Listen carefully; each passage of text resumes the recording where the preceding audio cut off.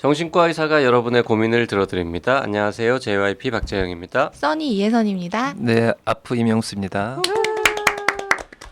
자, 정신요고 시즌2 대한신경정신의학회 대신정이라고 하는 곳에서 후원하고 계십니다.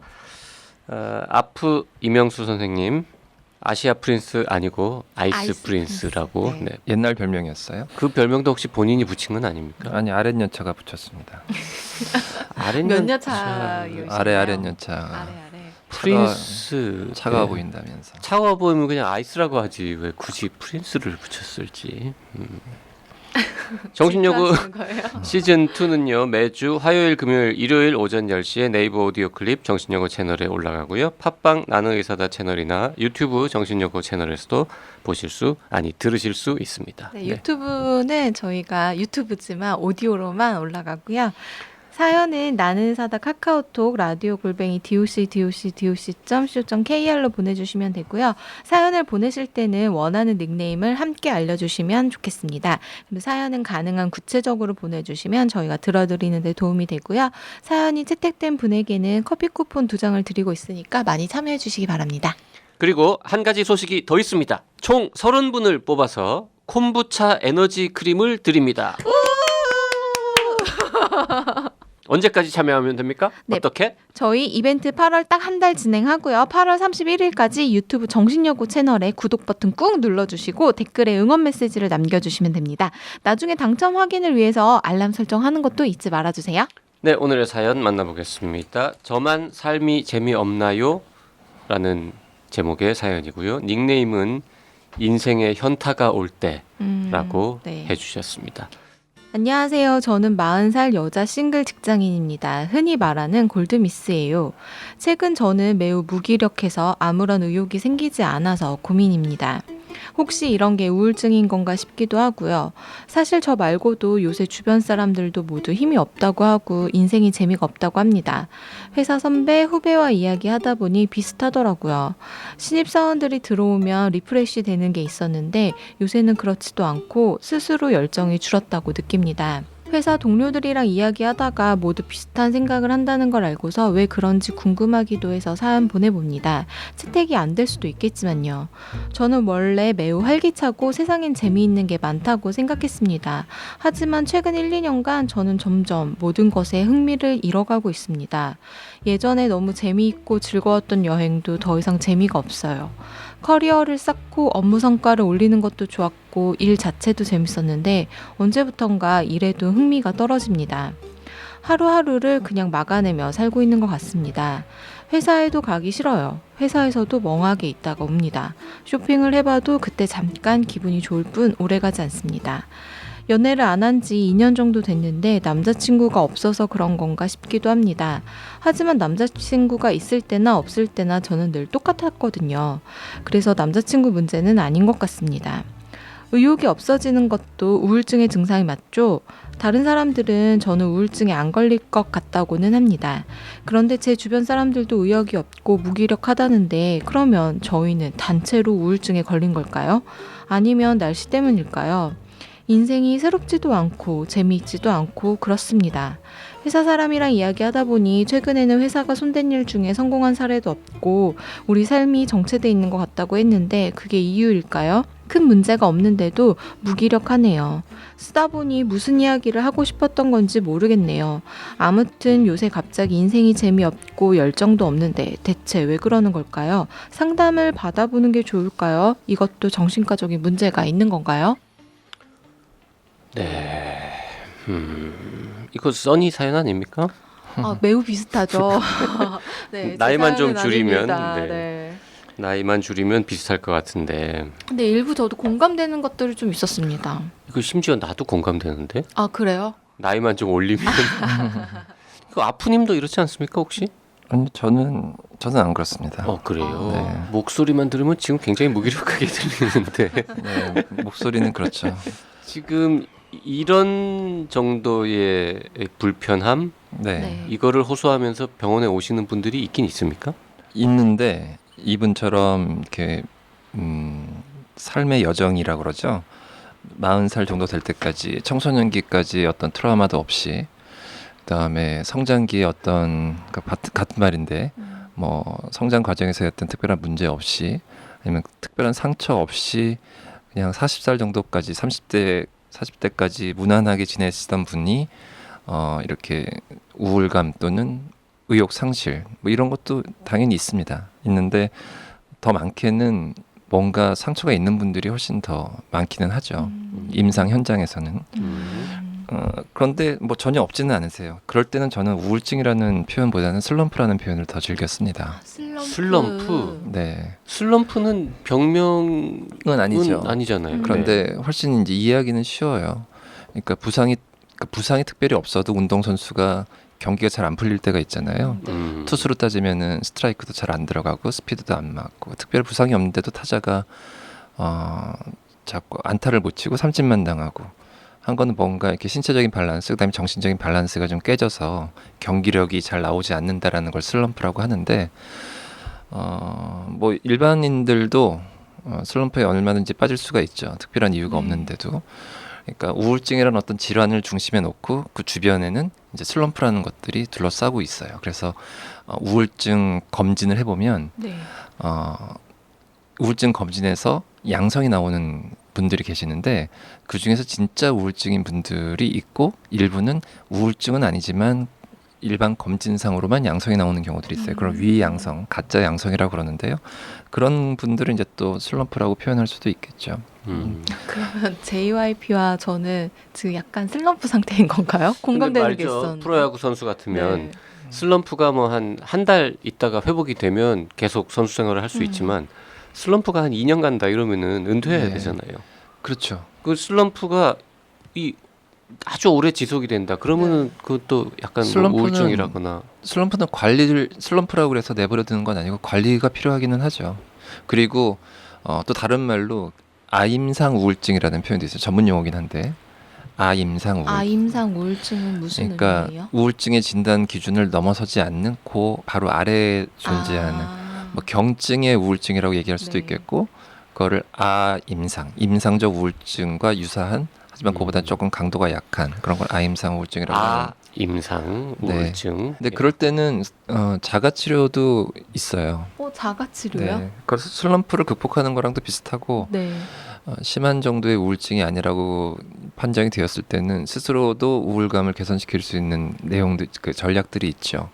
이게 정말 궁금합니다. 여러 방법들이 거론이 되었었는데 그거를 한국보건의료연구원인가 그쪽에서 해외의 여러 연구들을 다 모아가지고 집대생에서 분석을 해서 2009년도인가 발표를 한 게 있었어요. 거기 보면은 이제 정기적인 운동, 그다음에 아로마 테라피, 요가, 독서 요법, 그다음에 혼자서 하는 이제 그러니까 전산화된 프로그램을 활용해서 하는 뭐 인지 치료, 그러니까 본인의 어떤 생각의 패턴 같은 부분들을 좀 수정하는 그런 게 있는데요. 뭐 그런 것들이 5가지가 하면은 우울감을 개선시키는데 효과가 있다라는 것도 있으니까 슬럼프에 빠지신 아주 심한 우울증이 아니신 분들은 그런 활동들을 일상생활에서 하다 보면 우울감 개선에도 많이 도움이 되곤 합니다. 근데 아로마 저도. 테라피나 뭐 운동이나 뭐 네. 독서나 뭐 이것도 하기 싫을 정도로 의욕이 없으면 그러면은 이제 아임상 우울증은 좀 넘어섰다고 볼 수도 있는 거겠죠. 내가 슬럼프임을 인지하고 슬럼프를 극복하기 위한 노력을 할 수 없을 정도의 수준이라면 조금 더 나아간 단계라고 볼 수 있겠고, 내가 전과 달리 의욕이 없는 상태구나, 이걸 좀 회복하려고 시도를 해봐야 되겠다라고 생각을 하고 실천할 수 있는 정도면 슬럼프 정도라고 볼 수도 있겠죠. 근데 이 회사는 왜 이래요? 다 지금 단체로 이런 무기력 증상에 시달리고 계신데 글쎄요.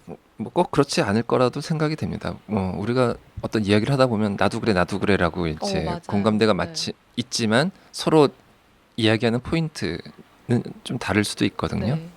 그냥 동료들은 난 안 그래, 난 인생이 너무 재밌어라고 말하면 좀 이상하잖아 오히려. 그쵸. 그래서 야 너만 그런 거 아니야, 힘내, 뭐 이렇게 위로 차원에서 네. 나도 그렇다라고 격려해주는 차원에서 네, 그럴 수도 있겠죠. 그리고 현타가 올 때라는 닉네임을 쓰시는데 현실 가만히 놓고 생각해 봤을 때 뭐 아주 장밋빛 미래를 품고 사시는 분들이 실제로 또 얼마나 계시겠습니까? 그래서 조금만 부정적인 관점으로 현실을 보면 걱정이 되게 많고 또 40대잖아요. 네. 40대에 들어서 해결해야 될 심리적인 과제들도 있거든요. 청소년기는 청소년기의 과제를 달성을 해야 되고 30대는 30대의 과제를 달성을 해야 되고 그래서 김광석이 서른쯤에라는 노래도 내놨잖아요. 그럼 이제 40이 되면 중년에 넘어서면 중년에 또 달성을 해야 될 과제들이 있단 말이에요. 배우자 과제, 자녀 과제, 그다음에 부모님과의 관계의 과제, 그다음에 커리어에 대한 과제. 커리어는 비교적 잘 수행해 나가시고 계시는데 네. 뭐 애인이 없어서 그런가라고 잠깐 언급을 하시긴 하셨지만 뭐 결혼을 하고 안 하고를 떠나서 뭔가 파트너, 배우자와 관련한 심리적인 그 이슈들도 좀 해결은 해야 될 것 같고 그다음에 언급되진 않았지만 배우자가 없으니까 당연히 자녀 문제는 없고 그러면 이제 동년배 친구들이 자녀를 키우면서 경험하는 정상적이라고 이야기는 하긴 어렵지만 보편적인 네. 그런 부분들이 지금 생략된 상태잖아요. 그래서 마지막에 상담을 받아보는 게 좋을까요?라는 질문에 꼭 당신은 우울증이기 때문에 질환 치료에 대한 상담을 받아보세요라는 것보다 40대 인생에서 심리적으로 또는 정신분석학적으로 겪고 지나가야 될 이슈들이 있는데 그런 부분들이 지금 눈앞에 와 있고 그런 것들이 일단 무기력감에 영향을 줄 수 있으니 상담을 받아보는 건 도움이 될 것 같다라고 말씀드리고 싶어요. 그 왜 외국 영화 보면 그 특별하게 뭐 그 약을 드시거나 큰 정신과적인 질병이 없어도 그 주인공이 정신과 의사 정기적으로 만나가지고 이렇게 이야기하고 상담하는 장면 많이 나오는데 네. 맞아요. 우리나라는 조금 정신과 문턱이 높은 건지 아직 그렇게 한다는 사람을 별로 못 본 것 같은데 네, 아주 흔하지는 않습니다. 근데 실제로는 그런 것도 뭐 나쁘지 않은 거죠. 네, 그렇죠. 또 많은 정신분석 클리닉 같은 데서는 증상은 치료를 해야 되는 거고 어떤 캐릭터, 성향, 성격 그런 무의식 그런 부분들은 이제 정신 분석을 통해서 이제 좀 더 성장을 해야 되는 그러니까 치료에 대한 이슈가 있고 성장에 대한 주제가 있는데 성장에 대한 주제는 그런 꼭 질환이랑 상관없이도 누구나 필요한 것이 되겠죠. 사실 정신과 전공의들도 전공의 시절에 분석을 다 받거든요. 다는 아니지만 많이들 받거든요. 네. 그 우리나라에서 정신과에 찾아가서 나는 그냥 상담하고 싶다. 그러면은 막 외국 영화처럼 막 30분, 40분, 50분 이렇게 정신과 의사랑 단둘이 얘기할 수 있어요? 네, 있습니다. 진짜? 네. 모든 비싸지 않아요? 모든 클리닉이 그렇게 표방하지는 않지만 그렇게 하는 곳들이 분명히 있습니다. 비싸지 않냐는 질문 비싸지 않아요? 나왔는데요. 전문 용어로 이제 그거는 보험공단에서 비급여로 포함되기 때문에 건강보험 혜택은 없으니까. 네, 건강보험 혜택은 아니고요. 이제 제가 정신욕을 하다 보니까 뭐 인터넷상이나 주변 사람들의 이야기를 들어보면 여전히 정신과에 대한 편견이라고 해야 될까요? 그런 게 뭐냐면 첫 번째 상담료가 비싸다. 두 번째 의사들이 약만 주려고 한다. 그리고 세 번째로는 기록이 다 남아서 나한테 불이익이 온다. 이렇게 세 가지 얘기가 여전히 아직도 그 많이 건강보험이 안 갖고 되니까 계시더라고요. 길게 상담하는 거는 약간 비싸다고 느끼실 수는 있겠는데 약은 안 주겠네요. 그러면 그냥 얘기만 하시는 경우에는 정신분석 치료자라 하더라도 증상까지 어떤 상담이나 분석으로 치료하고자 하는 거는 약간 조심스럽긴 한데 비주류입니다. 그거는. 그러니까 약을 주려면 줄 수도 있겠지만은 안 줄 수도 있다. 네, 증상은 약물로 그다음에 어떤 내면이나 심리는 그건 상담으로. 어때요? 기록이 남는다는 거는 건강보험 혜택이 없으면 기록도 안 남는 거 아닙니까? 분석은 보험공단에서 이렇게 지불해 주는 게 아니기 때문에 하지만 진료 기록은 남겠죠. 그냥 그 병원에만 네. 기록이 남아 네. 있는 거고. 네. 그런데 그거를 열람 뭐 회사나 다른 누군가 에이, 뭐 그거는 못해. 보험회사 이런 데서 열람을 해서 못합니다. 불이익을 준다라고 생각하시는 분들이 아직도 많으시더라고요. 그런 거는 불가능합니다. 못합니다. 불가능하다. 네. 그리고 병원에 가면 약만 준다라고 얘기를 하시는데 네. 필요하니까 드리는 거고요. 네, 필요 없는데 드리지는 않죠. 그리고 네, 상담을 표방하시는 분이라 하더라도 어떤 열이 나는 것에 대해서는 마음의 열이 나는 부분에 대해서는 약물 치료로 열이 내려야 조금 더 객관적으로 본인을 조망할 수가 있기 때문에 열이 나는 상태에서 나를 객관적으로 보기는 되게 어렵거든요.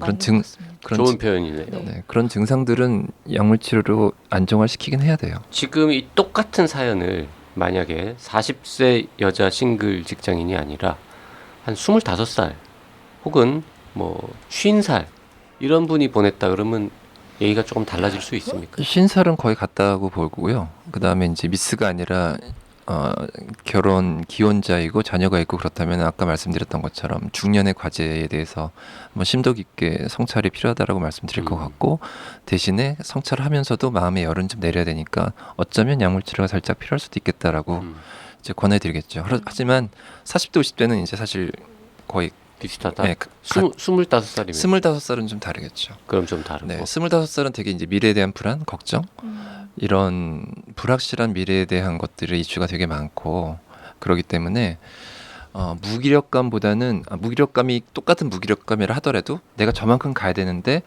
엄두가 안 나서 그냥 제자리에 서 있는 아예 안 가버리는 그런 문제 유형이 더 많아요. 70세면 어떻습니까? 70세면 또 달라요? 70세면 이제 삶과 죽음에 그 해결되지 다를 않는 것 같아.